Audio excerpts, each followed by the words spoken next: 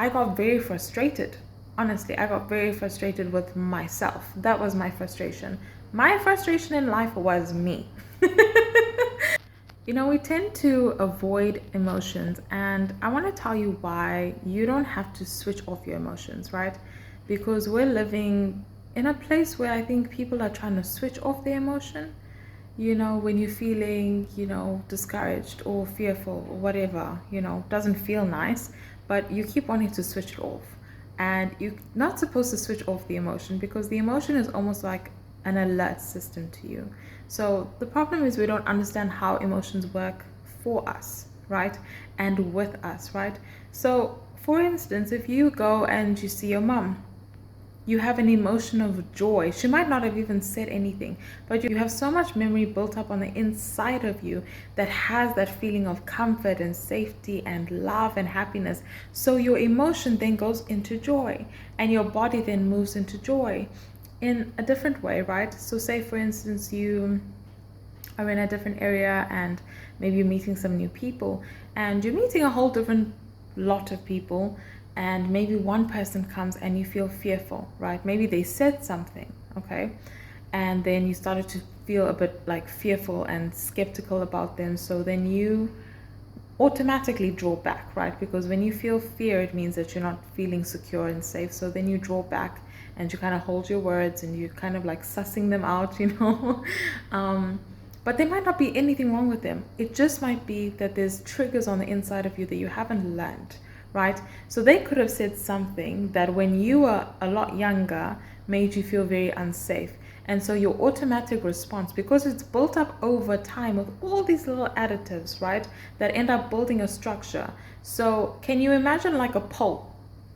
Okay, imagine like a pole or like a stump, okay, like a tree, and all these little branches, but these little branches are connectivities, right? And these connection lines are all different types of triggers of the same thing. So say if this is the fear rod, and this is a trigger, and this is a trigger, and this is a trigger, this is a trigger, right? So it can be on certain words, certain smells, certain atmospheres, a certain look of a person, because primarily you're looking through here, you're perceiving here and through your ears.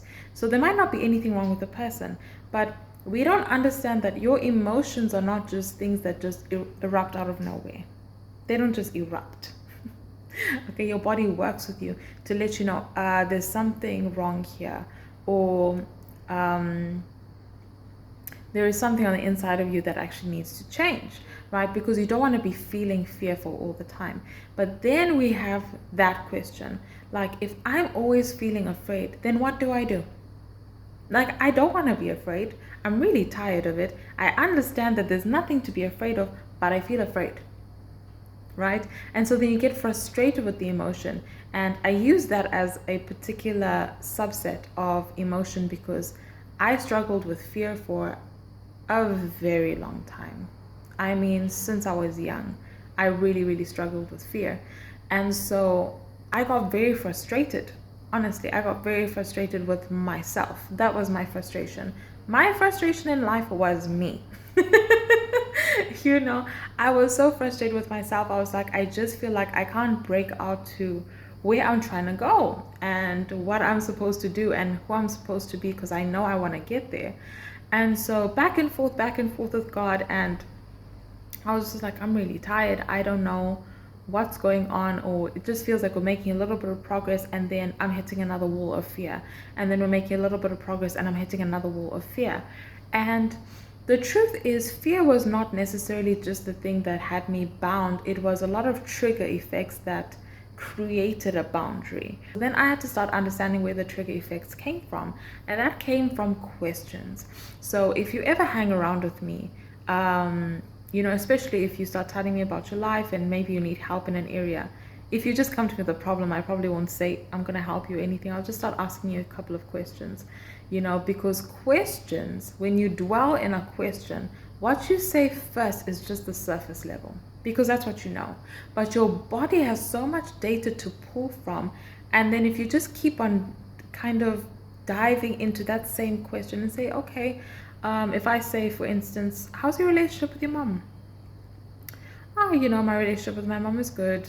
We've had a really good relationship, actually. I think My dad is the one who I don't necessarily have like the greatest relationship with. I've always felt more attached to my mom. You say, okay, so what does your mom do that maybe like your dad doesn't do, and you don't feel that connection with your dad? What does your mom do? You know, like, oh no, she just always like really encouraged me and accepted me, and dad always wanted me to like have this kind of image. So I always felt a little bit like less than with him. And then you kind of go and you dive into there. So I'll be like, okay.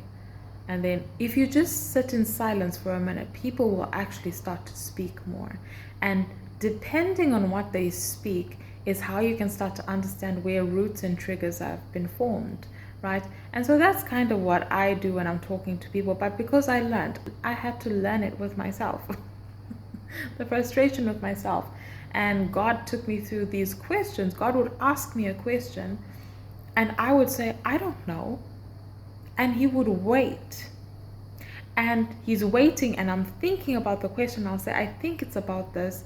And then I'll say, but I don't know. I just always felt like, you see, the first one is like, I think it's because of this. And then the next is like, I just always felt, you see, I just always felt because. And then next thing I know, I'm crying. And I'm in tears and I'm feeling the insecurity and I'm feeling the indifference and I'm feeling all the rejection, and it's hovering over me from this memory and gauge that is like stirring up on the inside of me, and I'm having a full breakdown, right? But this became the place where now we can heal, because now I understood where the brokenness was. Now I understood where there was a pillar against my life, right? And so I'm kind of talking about this, but I'm really trying to encourage you not to discard your emotions, because I teach about this also in my book, The Built Mind, right? On how your body works with triggers. And I call it the doorbell, okay? You know, like ding, ding, I'm here. So people kind of step around you and they don't know they're hitting a doorbell. But when you retaliate, you know, if you buck back at them, or you start like saying, I don't like that person, and you start feeling, you know, that you need to secure yourself, it's a doorbell. It might not have been anything they've done. They've been laughing, they've been encouraging, but they said something that in your cells has memory and data, and your cells are alive. So it's not like when you perceive something, it's going through a tunnel that's taking so long. No, everything's on alert with you. So as soon as you perceive it and you've heard it and it's come through your gates, it's already alerted, right? So that's what it is. Your emotions actually work with you. So the emotions that you don't enjoy and you don't want to be feeling all the time have rooted down into pillars of structures. And those pillars of structures are not just one pillar. They have been connected brick by brick. And so you have to start learning where did these bricks lay and come from, and what has cemented it together, basically, right? Because all your body is going to do is work with you and help you. Like, your body always wants to help you genuinely, right? And so you just have to learn your emotions and learn why you feel the way that you feel. And that comes from a lot of deep questions. So I call my book, The Built Mind, the adventure of yourself. That's what I honestly call it, because every chapter is your discovery of you, right? And I think it's the greatest investment that you could make. I think when you get this right, because it is all here, right? But it has dropped down into connection lines in your cells and in your DNA and in your tissues and in your bones and everything, right? Because your body is alive with you. And so if you change here, because this is the head structure, right? It is not just your perception, it's the perception that you received and listened to and you believed. As soon as you believe it, it starts to root down, and then it drops into your heart. And once it starts to fester in your heart pumps blood to the rest of your body, right? It's carrying your blood cells and, antibodies, all that stuff, right? So it starts pumping, and it's pumping to keep the rest of your body alive. So now it's in your skin cells, now it's in your organs, now it's literally moving in and around you, in your follicles, everywhere, because your heart pumping keeps you alive, and it's going everywhere to help you, right? To make sure that, this is working and this is working. But you didn't get to say what DNA is now started to go and root down, right? And so it is a DNA transaction. So you are basically going to be learning to transfer data and rename data. in the built mind. That's what the book is really about, you know. But I really came here to encourage you that don't switch off your emotions. It's not really getting you anywhere if you're really honest, right? You know, so you get frustrated with yourself. Don't worry. Exhibit A. I was. I was like, I'm my problem. Me. Honestly, that's I was like, I'm so frustrated with me. And I was like, I don't know how to get out of this. I just kept on hitting a block and a block. And my emotions seemed to be blocking me. And then my mind seemed to be blocking me. And I had to learn that if I recalibrate my mind, it will recalibrate my DNA and my data, and it will recalibrate my emotions. And so then they work seamlessly according to what I have now believed. And so I had to learn how that structure worked. And I talk about it more in a very simplistic way. You know, this might sound a bit hectic, but in the Built Mind, it's so simple for you. Like, I made it so easy for you to understand. It's full of analogies, like stories, you know, so that it's just easy for you to be like, oh, okay, that makes sense. Let me apply it. And then I have application tools inside. So if you would like that book, if you would love to get onto the journey of yourself and discover yourself in every chapter and literally take the time and say, who am I? Who do I want to be? And let me work this thing out to really get there. And you're going to build up your mind, because you can build up your mind. So if you would like to do that, then comment down below my journey and I will send the link to you. The link is also in my bio if you would like to just go there, if this is on Instagram. Otherwise, I'll send the link directly to you and you can go and get that book, because it's $12 right now.